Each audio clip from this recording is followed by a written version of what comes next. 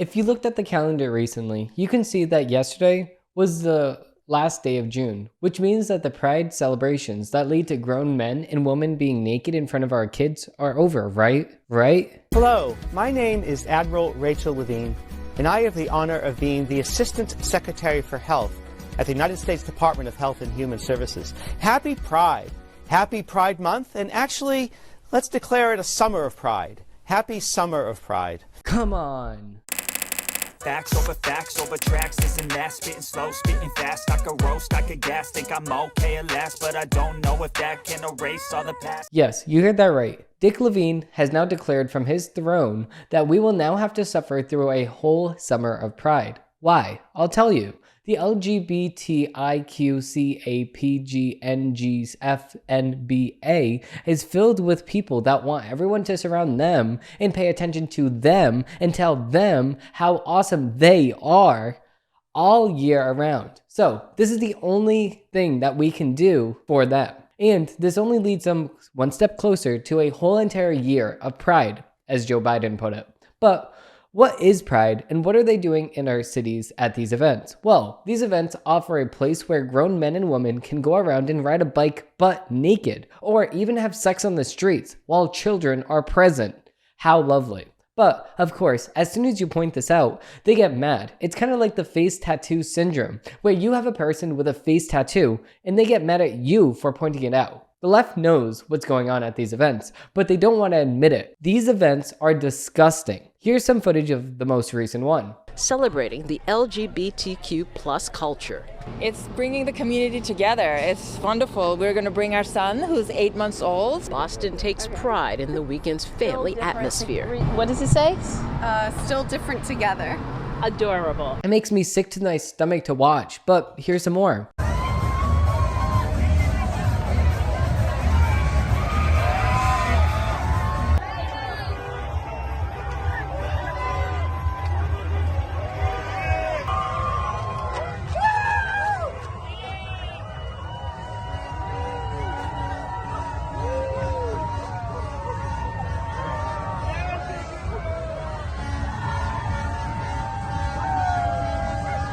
The footage keeps on coming in, and it does not stop. Instead of our government officials putting a stop to this, our government officials instead open the floodgates some more and invite this to the White House without hesitation. And like the name suggests, pride in the way that they're using it anyways is not in their family accomplishments or even their work, but in self, which is a deadly sin, and I'll tell you why. Pride in self leads to narcissism, the root of all evil. And if you don't even care about anyone other than yourself, then how are you going to have a fulfilling life? Instead, you will have a depressing one. Much like the narcissists that came before and will come after. No one will want to be around a person like you if you have this narcissistic ideologies. And that's exactly what the transgender ideology is. It's a narcissistic ideology that encapsulates people at the worst time of their lives, while they're going through a mental disorder and while they're having clear signs of mental distress. But instead, we allow them to go and damages your body.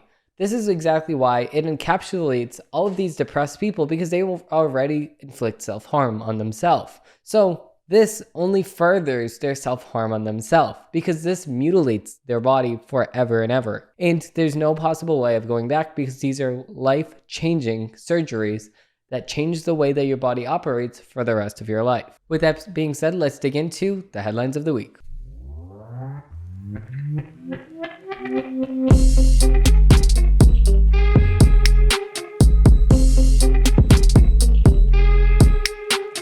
Beginning with the first article, we actually have another James O'Keefe video. So he actually confronted the BlackRock recruiter in the Bronx that we actually reacted to earlier in the week. So let's react to it now, because this is very interesting. I actually want to see what he says and the excuse that he comes up with for why he actually just exposed BlackRock. So we already knew everything that he said, but it is still interesting seeing it or hearing it live. So this video is 4 minutes compared to 20 minutes from last time. Hey there, is this seat taken? Someone's gonna come back, but what's up? Well, that person actually works for me. Live from the Bronx. This is James O'Keefe with OMG. My name is James O'Keefe, and I'm with OMG. You work for BlackRock, is that right? Yep, that's true. Okay. First of all, I don't consider it meaning recording with you. You don't have to. This is New York. It's a one-party I know. state. Right? Yeah, but well, okay. But you asked me some questions, but Yeah. please don't record me right now. I can't agree to that. I mean, you work for a very powerful institution. I can't agree to that. Okay, so I like how he chooses these states and these cities that have one-party consent, because if he was to do this in, let's just say, like Florida, where there's two-party consent, you cannot record somebody without their consent. He goes to these states that actually allow him to continue to do this, and it's very interesting because he thinks he has the option. But I mean, of course, he could just opt out of having the conversation in general, which I think that's the route that he's going to go. And I will not talk to you. Well, just let's take a look at what you say here. They bribe politicians. Big ton of money, you say? Like you can take this big ton of money and then you can start to buy people. Ukraine is good for business. War is good for business. Ukraine is good for business. You know that, right? War is real good for business. My first question is, who have you bought? I haven't. I'm just well, to clarify, I'm like a low ladder person. I'm like a nobody. I don't want to be interviewed in any way. Well, you've already been interviewed. How does BlackRock control the wallet of the president? BlackRock does not. That's what you said. Those are your words. They came out of your mouth. Sir, no, I did not say that. Yes, you did. Let me tell you, it's not through who's the president. It's who's controlling the wallet. I'm a nobody. I'm a nobody. But you just said you didn't say the thing that you're on video saying. Yes, I did not say that BlackRock does this. Yes, you did. And who's that? The hedge funds, BlackRock, the banks. These guys were. I'm a nobody. I'm literally a liar. You don't even know my position at this. I was trying to impress a person on a date by lying. Right, but Did you see my LinkedIn profile? Yeah, we sure did. We're putting it in the video. And we're going to go after people who are bigger than you throughout BlackRock. You're just one of many. No, I understand. We're exposing. Yeah, just don't touch me, okay? Oh no. What? Just don't touch me, okay? So I agree with James O'Keefe. I love the way that he does it. But what do you expect people to do here? Obviously, they're gonna get mad. Like this is just a given. They're gonna get mad. You recorded them. They didn't know they were gonna be recorded. So it's like, what do you want them to do? There's nothing for them to do. Please, you're getting a little close into my personal space. Sorry, I'm trying to get through. Yeah. So why is it exciting though? Why is it exciting? It's exciting when goes wrong, right? Tell me why war is exciting, sir. Oh, he's running. I like how they just leave. I want to see what he says though. Oh no, it's the girl that he was on a date with. I'm going there. You're walking into the police station? Would you like to follow me? I'll stand right here. No, come on. You want me to follow you into the police station? Yes. What are you going to do with the police? What are you going to say to the police? I'm going to ask them to make you stop following me. I have no expertise in anything that you're asking me. Okay, what is your expertise? Just recruiting people. That's it. And where do you work? Okay. So he just got exposed there. Where is he? Where is he going? He's going into the police station? He literally walked from the restaurant into the police station. Who are they going to arrest? Maybe him. Maybe they're going to arrest him. He's handed himself into the NYPD, folks. James O'Keefe here, standing here in the Bronx, New York, at the corner of Kingsbridge Avenue and 236th Street. I'm standing outside the precinct. The BlackRock executive is inside the 50th precinct talking to the police about my presence here on the streets of New York with a microphone and cameras, asking him questions about what he said regarding the Ukraine war, buying politicians, recruiting people to work at BlackRock, an institution that manages $10, $20 trillion. In his words, I wanted to ask him what he meant by that. He told me that he's a low-level guy, that he just recruits people at BlackRock. He also denied saying the things that he said.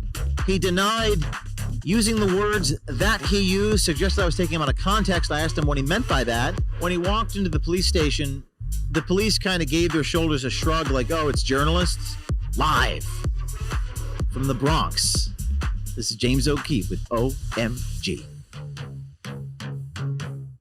Yeah, I like this. This is the stuff that we need. And I can't wait to see the other videos that he has. He says that he has other videos of people within BlackRock or other institutions. I can't wait to see those videos, because these are going to be the videos that we really need to see to convince the public to take their money out of these institutions that are using their money to push a political agenda. Now, moving into the next article, we actually have a Daily Wire article. We have, when it comes to healthcare, Bernie Sanders does not speak for Republicans. Of course, he doesn't. But what do they mean by this? Well, in his latest crusade against free market capitalism, Senator Bernie Sanders is ironically presenting himself as a new voice for Republican voters.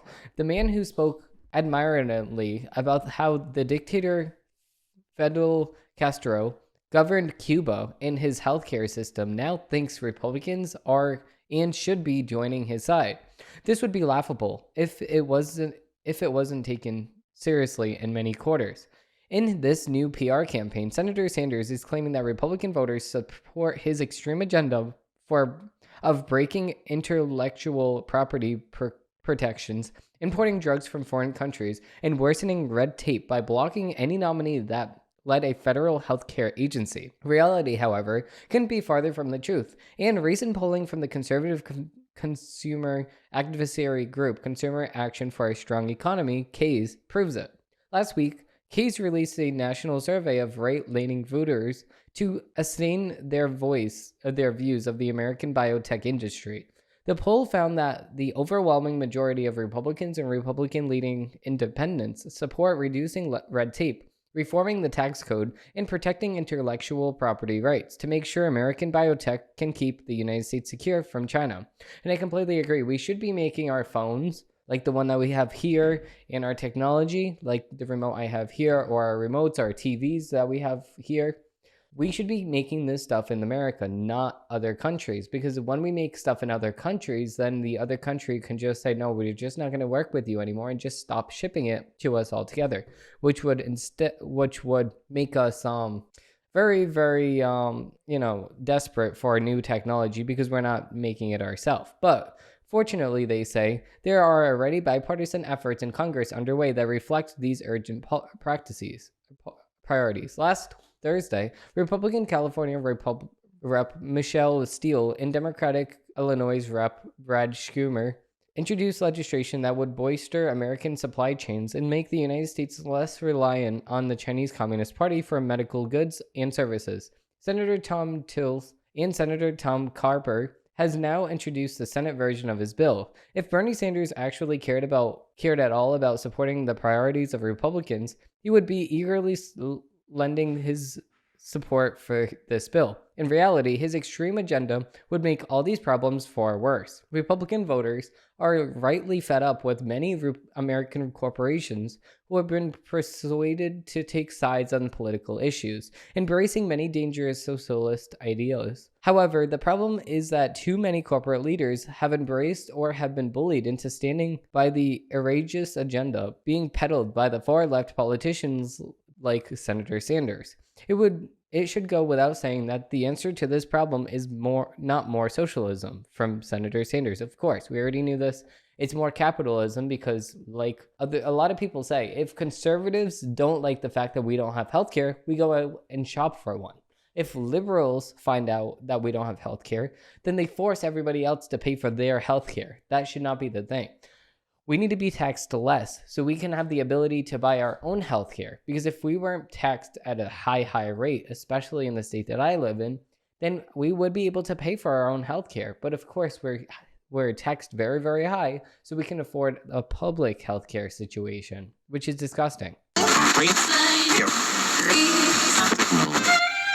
I'm not a writer. Okay. Moving on to the next article, we actually have a CNN article. We have Dylan Mulvaney says Bud Light's backlash response was, quote, far worse than not hiring a trans person at all. Anheuser-Busch literally lost billions of dollars. So you think that not hiring a trans person is worse than losing billions of dollars? What is that even? Dylan, what are you talking about? Dylan Mulvaney on Thursday broke his, oh my God, CNN, why are you using her pronoun? It's a he. Dylan is a he. Broke his silence about the fallout that occurred after the trans influencer made 2 Instagram posts sponsored by Bud Light earlier this year. Bud Light sponsorship of an April 1st Instagram post by Mulvaney set off a firestorm of anti-trans backlash and calls for a boycott, which we did. Mulvaney himself also faced a wave of hate and violent threats. Yes, but so does every celebrity on planet Earth. CNN, you're stupid. I'm going to skip your article. Moving on to the next article, we actually have an MSNBC article. We have Trump botches Black history again with ignorant slavery post. So I'm going to save you the trouble. I already read this. This is just stupid. So this is written by Jan Jones. So Jan Jones tries to explain this, but there's not much explaining. Reuters did a investigation and found that Donald Trump was the first president that has not held a slave. This is Donald Trump in his own words. Quote, President Joe Biden and every living president except for Donald Trump are direct descendants of slaveholders. Jimmy Carter, George W. Bush, Bill Clinton, and through his white mother's side, Barack Obama. This is what Reuters says, according to Donald Trump.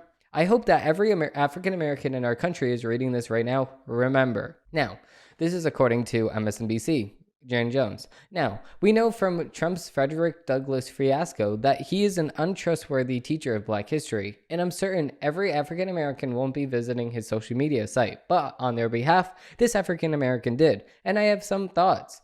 First, it's very important to reiterate Trump's family immigrated to the United States from Germany after slavery was abolished, okay? So that still means that he's in the right. So they didn't have the opportunity to buy and sell enslaved people. He comes from a line of shred capitalists, though. So we can really rule out the possibility that his family wouldn't have owned a few humans if permitted by the government. Yes, but you can't make this assumption because life is not on assumptions. It's on what you actually did. And what he did is not hold slaves.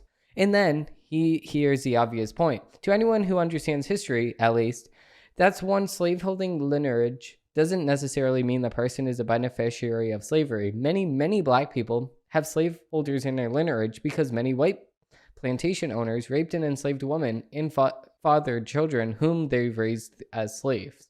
But understanding all this would require Trump to understand intersectional racism and consequential sexual relations, 2 concepts he struggled to grasp time and time again.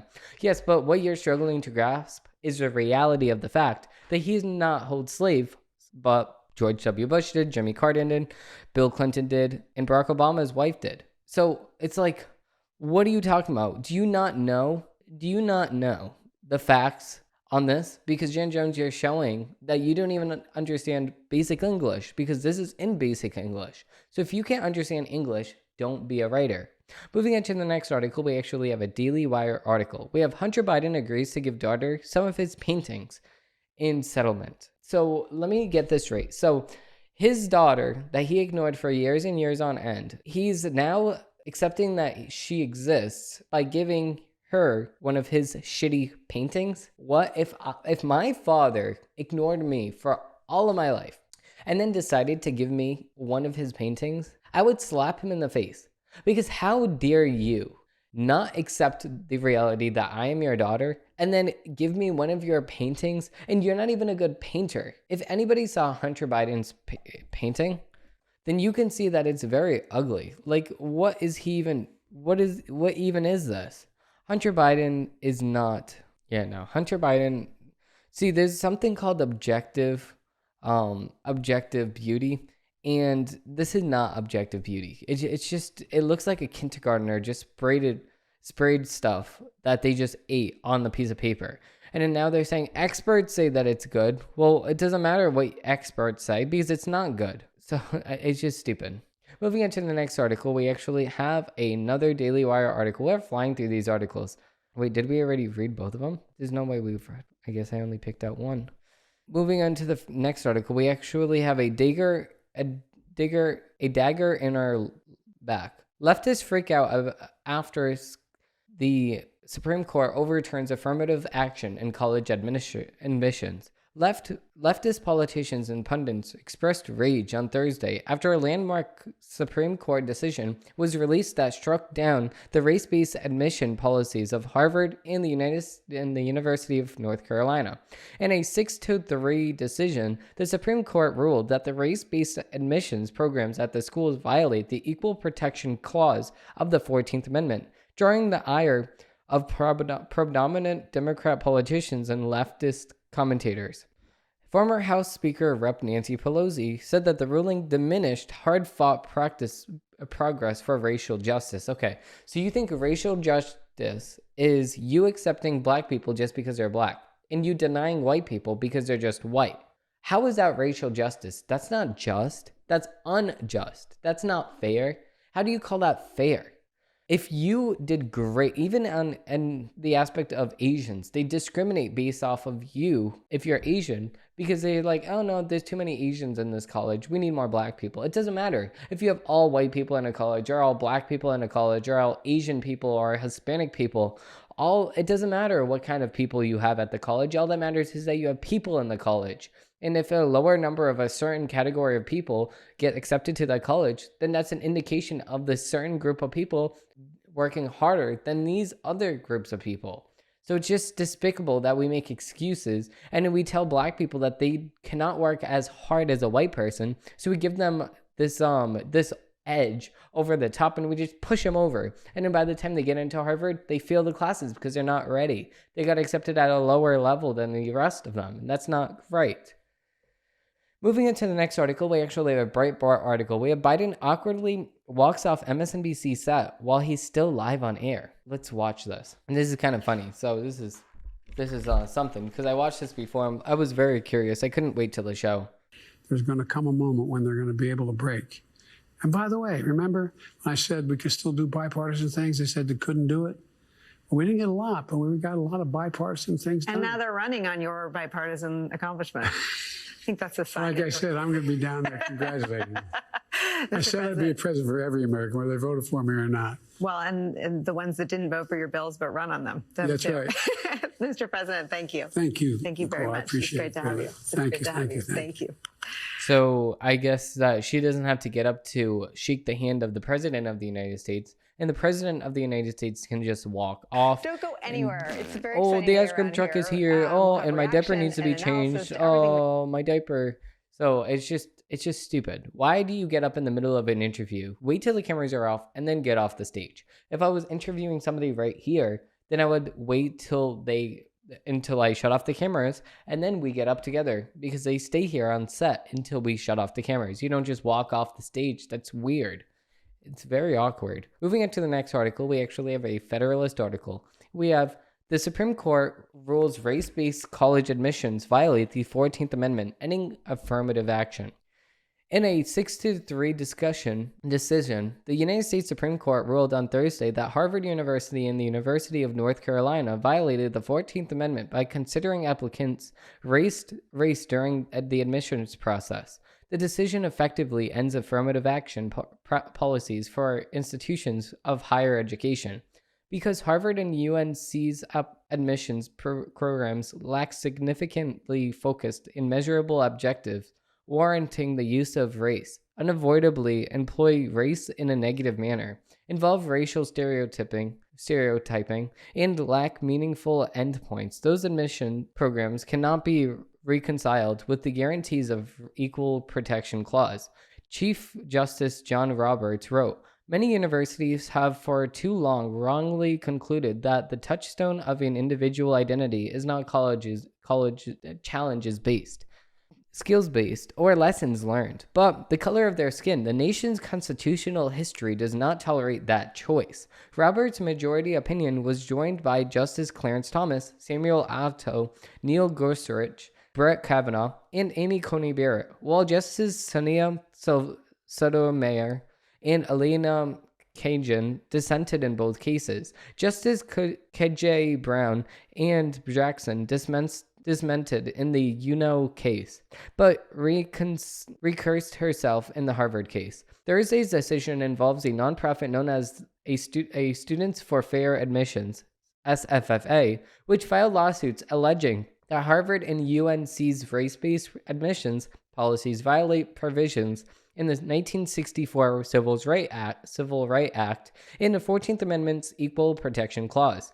In the Harvard case, plaintiffs claim that the school, quote, artificially raised the standards of admission for Asian American applicants and that Asians were admitted at a lower rate than whites, even though their overall academic scores were better. According to SFFA, a black applicant to Harvard in the fourth lowest academic decile has a higher chance of admission than an Asian American in their very top decile. Regarding UNC, plaintiffs similarly asserted that universities employed an admissions process that favored Black, Native American, or Hispanic applicants. SFFA's lawsuits were originally held by separate district courts before being granted by the Supreme Court. In Thursday's opinion, Roberts admonished both universities for adopting arbitrary standards that failed to justify their race-based admission policies, and explains how both schools failed to abide by the 14th Amendment's Equal Protection Clause, which demands equal application of the law. The entire point of the Equal Protection Clause is that treating someone differently because of the color of their skin is not like treating them differently because they are from a different city or a suburb, or because they play the violin poorly or well, Roberts wrote. But when a university admits students on the base of race, it engages in the offensive, in demeaning assumption that students of a particular race, because they are white, think alike. At the very least, alike in the sense of being different from the non-minority students. In doing so, the university further stereotypes that treat individuals as a product of their race, evaluating their thoughts and efforts, their very worth as citizens, according to a citation bared by the government of history in the Constitution. Justice Thomas filed a concurring opinion in which he offered an originalist defense for the colorblind Constitution. Thomas notes how desperate, having nearly 50 years to develop their arguments, neither Harvard nor UNC, two of the foremost research institutions in the world, nor any of their Americi, have been able to develop coherent arguments explaining, quote, how racial diversity yields educational benefits. Neither these colleges nor their amici successful demonstrate measurable or concrete benefits that have resulted from universities' race-conscious admissions programs, Thomas wrote. Of course, even if these universities had shown that racial diversity yielded any concrete or measurable benefits, they would still face a very high bar to show that their interest is compelling. To survive strict scrutiny, any such benefits would have to outweigh the tremendous harm inflicted by sorting individuals on the basis of race. Meanwhile, Justice Jackson criticized the majority for adhering to the Constitution's requirement for equal application to the law. In her dissent, Jackson accused the court of engaging in, quote, let them eat cake obviousness, and seemingly argued in favor of desperate legal treatment with respect to race writing, but deemed race irrelevant in the law does not make it so in life. And having so detached itself from the country's actual past and present experiences, the court has now been lured into interfering with the crucial work that UNC and other institutions of higher learning in doing so to solve America's real world problems, she added. Thomas, who grew up in a rural poverty during the height of segregation, admonished Jackson for her, quote, race-infused worldview, which he said, quote, falls flat at each step. Quote, individuals are the sum of their unique experiences, challenges, and accomplishments, but what matters is not their barriers they face, but how they chose to confront them. And their race is not to blame for everything, good or bad. What happens in their lives, a contrary, myopic worldview based on individual skin color to total expulsion to their personal choices, is nothing short of racial determinism, he wrote. And I completely agree with everything that he said there, because Justice Thomas, he's an actual smart person. There's a documentary on the Daily Wire, which I recommend everyone to go check out. And this is the first documentary. This is 3 hours long. This is crazy. This is a great documentary. And you can actually sit here and watch the whole documentary about Justice Thomas's life. I watched it once. I watched What is a Woman twice. But these documentaries that are on the Daily Wire, crazy documentaries. So I feel like that's very important to watch right now because people steamroll Justice Thomas because he does not agree with what the mainstream media agrees with. But he actually has a really good take, and he says it very, very well it's just the way that he says it. It's just crazy because he says stuff that you're thinking, but he can explain it so well because he's just so well educated. You just come to appreciate it. And this is the English that we should be talking every single day. But of course, we have the slang that our English is plagued with. With that being said, let's dig into the last and final article from the Federalist. We actually have an article from the Federalist. We have electric cars are an expensive scam, which I can kind of agree with because what if you lose your electric? You can't charge your car. You need to have a gas-powered generator to power your electric-powered car instead of you just having a gas-powered car to skip that step altogether. Quote, the left, and this is according to them, the left likes to treat the skeptics of electric cars as if they were luddites. Truth is making an existing project less efficient but more expensive doesn't really meet the definition of innovation. Even the purported amenities in technological advantages, even the purported amenities and technological advantages EV makers like to brag about in their ads have been a regular feature on gas-powered vehicles going back generations. At best, EVs, if they fulfill their promise, are a literal technology, which is why there are no real emerging market for EVs in the United States, as much as there is an industrial policy in place that props up EVs with government purchases, propaganda, endless state subsidies, taxpayer-backed loans, and edicts. The Green Revolution is an elite-driven, top-down technological project.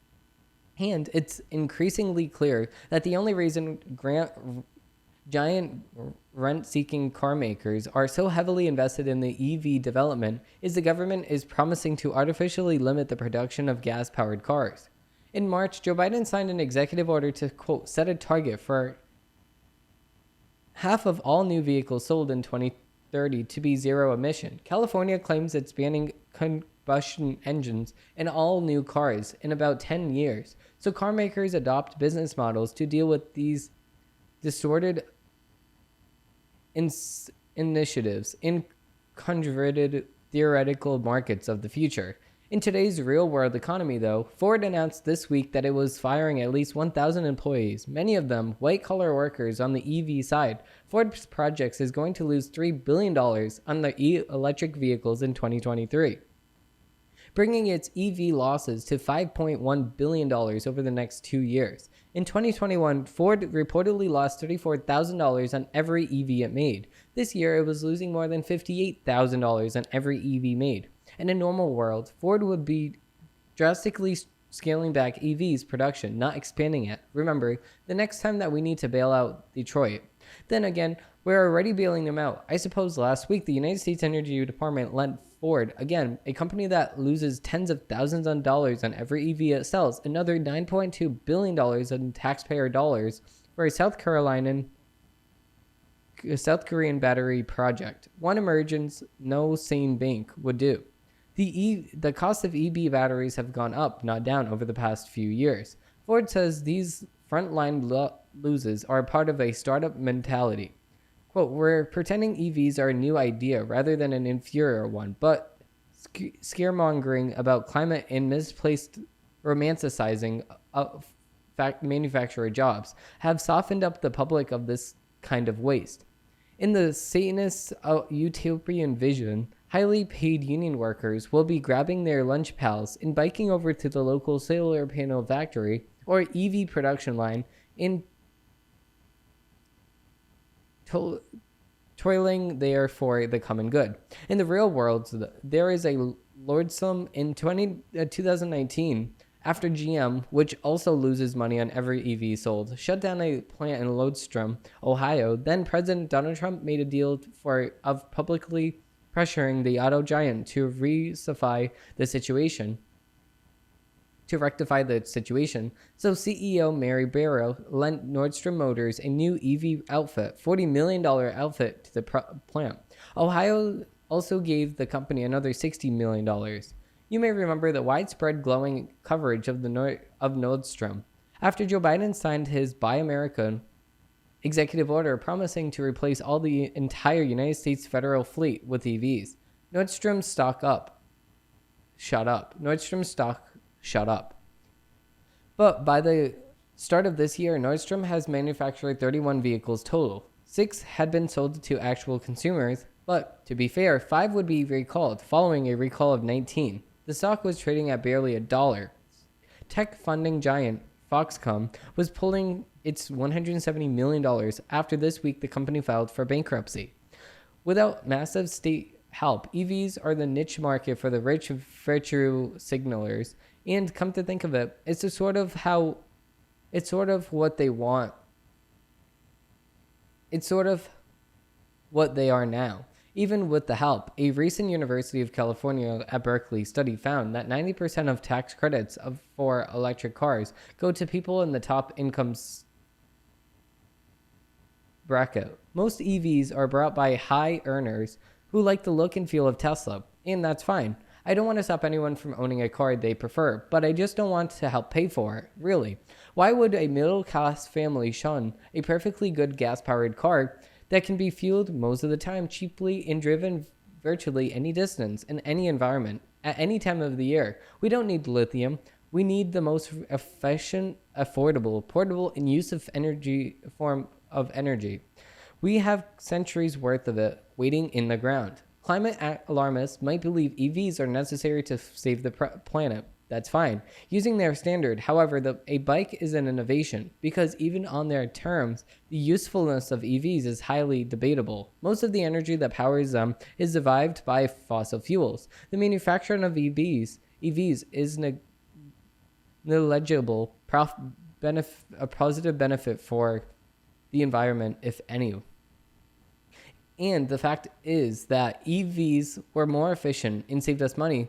As infos and politicians claimed, consumers wouldn't have to be compelled into using them, and companies wouldn't have to be bribed into producing them. Of course, because if it was true, we wouldn't have to give all this money, and I completely agree. People should start pointing this out more, because if a company is getting billions and billions of dollars, are they profitable? No, they're not profitable, because they're getting subsidized by the United States government. If the United States government didn't have to pay us to use the car, even on the license plates, you have a total different license plate because you get all these subsidies. You get $5,000 to do this and that and this and that if you have an EV. But if you have a gas-powered vehicle, you need to pay full cost and everything. That's not fair. That's discrimination. And furthermore, this is exactly why we shouldn't switch to EVs. Even the lithium, we have slaves in China digging for the lithium underground in mines so they can produce your Tesla. But with that being said, we're going to end off this video off. We're going to end this episode off here. Thank you all for watching. I hope you enjoyed this video. And if you did, please like and subscribe down below because I do post new episodes of the show every single Monday, Wednesday, and Friday. Thank you all and have a great one.